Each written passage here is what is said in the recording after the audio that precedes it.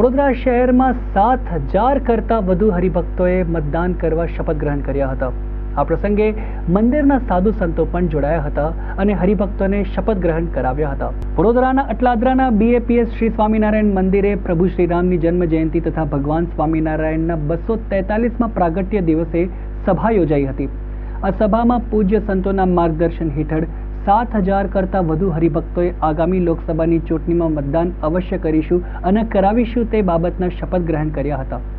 લોકશાહીના આ મહાપર્વમાં મતદાન કરવું જરૂરી છે. ત્યારે કેટલાક મતદારો ઉદાસીન વલણ દાખવી મતદાન કરતા નથી. ત્યારે આજે BAPS દ્વારા હરિભક્તોને મતદાન અવશ્ય કરવા અને કરાવવા અંગેના શપથ લેવડાવ્યા હતા. મતદાન જાગૃતિ શપથ ગ્રહણના પૂજ્ય સંતો સાથે હરિભક્તો ઉત્સાહ સાથે જોડાયા હતા.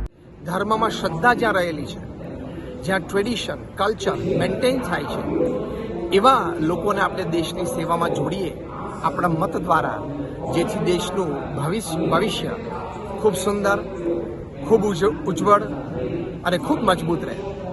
તો 7મી મે આપણા ગુજરાત રાજ્યમાં આ વોટિંગની શરૂઆત થાય છે. તો આપણે સૌ આપણા પડોશી, આપણા મિત્રો, આપણા સગાવાલાને આની માટે ચોક્કસ પ્રેરીએ કે આપણે આ લોકશાહીના આ મહોત્સવમાં રંગે ચંગે ભળવાનું